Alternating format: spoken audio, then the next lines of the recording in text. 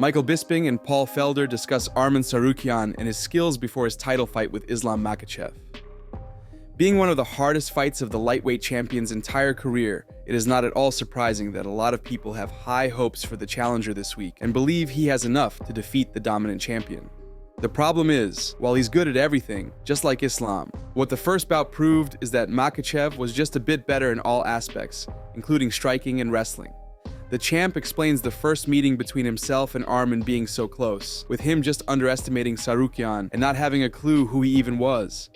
This time, there can be no surprises in that sense, and the Dagestani can't see where Arman can outperform him. And that's a valid point. The Armenian will have to do something special to be able to defeat Islam. But in any case, the fight promises to be exciting for all the hardcores. Felder and Bisping comment on Tsarukian's chances and his general physical flexibility.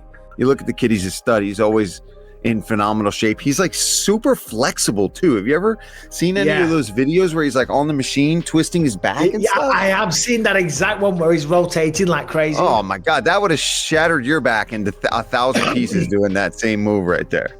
He's only 28 years old. He's had an incredible run. The only two people to beat him in the UFC, of course, Islam and Mateusz Gamrot, which was a phenomenal fight with Mateusz. The mental side of the fight game is the biggest. You know, we can all be strong. We can all be aggressive. We can all, be talented at kickboxing. We can all go and learn jiu-jitsu and apply ourselves. But the mental side of things is what can win you or lose you the fight before it even takes place. Having the confidence to push yourself, having the confidence to believe in yourself. It's like Luke Rockhold famously said, I'm a samurai. I believe in these things. But he was right, though. I took the piss, but he was absolutely right in what he said. Merab Dvalishvili's coach says he's glad they're getting the matchup against Umar now, as it might be the best time to get a win over him, which will age fine if Umar later turns out to be the phenom that many people are describing him to be. The bantamweight title clash, which will happen in a couple of days, offers us one of the best fights to be made, not only in the division, but across all divisions. It's difficult to predict whether we'll see a 5-round chess match with both of their grappling and striking skills pushed to the limit, or something less expected. But on paper, as Anthony Smith likes to say, fans are in for a treat. Merab's longtime head coach, Ray Longo, who has been vocal in his criticism towards the UFC for rushing the champion to take the fight with Umar and seemingly adjusting logistics of the bout to his advantage, shared his thoughts on the fight itself and explained why fighting Khabib's cousin, somebody who is described by many as one of the most talented fighters out of Team Khabib at this time, is a good gamble for Merab. The odds makers, Raymond, I know you touched on it there off the top. They seem to think that Umar Nurmagomedov is Sugar Ray Robinson. Merab Dvalishvili has not been an underdog really at all in his UFC career. He was in a similar range against Petr Yan, but not this big an underdog. Maybe closed in some places a slight underdog against Sean O'Malley. Otherwise, he's been chalk. He's been the favorite his whole UFC career. So the fact that a lot of odds makers are throwing minus 330 out there, this is all just one lens into the fight. But to me, that is wild. Is Umar the Sugar Ray Robinson, coming up that right now it's hard to tell. He looks good. He's definitely squared away. There's no question about that. But is he that good? So I think Merab's got him at the right time. He's got a great training camp. He's surrounded by the right people. I put more into that than what I'm looking at.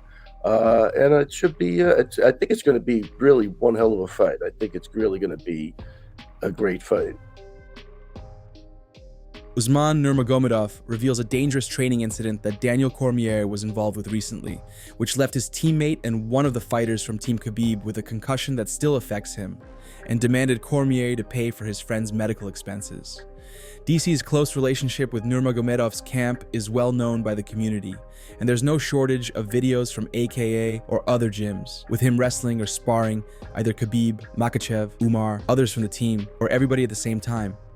It's a friendship that fans especially seem to be enjoying, and no conflict has occurred between the two sides that was ever made public. But that might change now. Usman Nurmagomedov is an undefeated Bellator champion and one of Khabib's prodigies. In a recent interview, he revealed that DC knocked out his teammate, who competes in the lightweight division, and the effects of it are still bothering him to this day.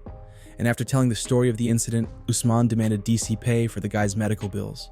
Daniel Cormier, last time when I prepare my fight with Alexander Chablis, he come to the cage and he make some injury my brother. He may give him uppercut, and this guy, he was.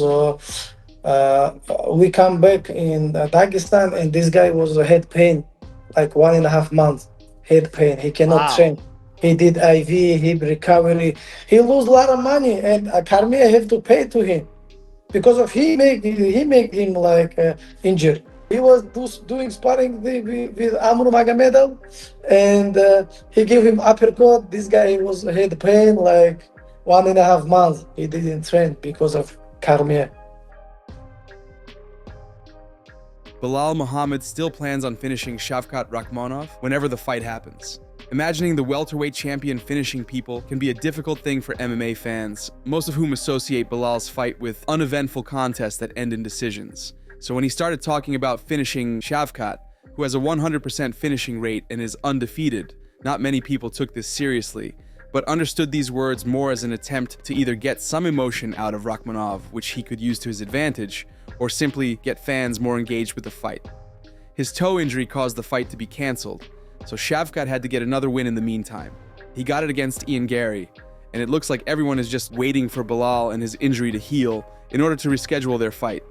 In his latest interview, the welterweight champion shared his thoughts on the fight with Shavkat and explained why he's still sticking to his prediction of getting a finish over the Kazakh contender. Just the extra 25 minutes, right? People beforehand, you think that he's RoboCop and he's going to walk through everybody.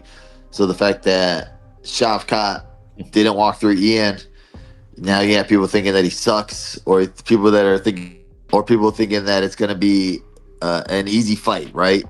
But for me, it doesn't really matter. I always have my mindset of place where I'm fighting the best version of whoever I'm going to fight, and I'm never going to look past anybody. But having an extra 25 minutes of Shavkat's only a bad thing for him. I think, like I said, I think I'm the best welterweight in the division, the best welterweight in the world right now. So when I look at all these guys and I look at both of that fight, I think it just made me more confident, showing myself that I am better than everybody in the division. And when I have my chance to show the world, I'm going to show them. And then when I do fight Shavkat, I am going to be the first man to beat him, the first man to finish him.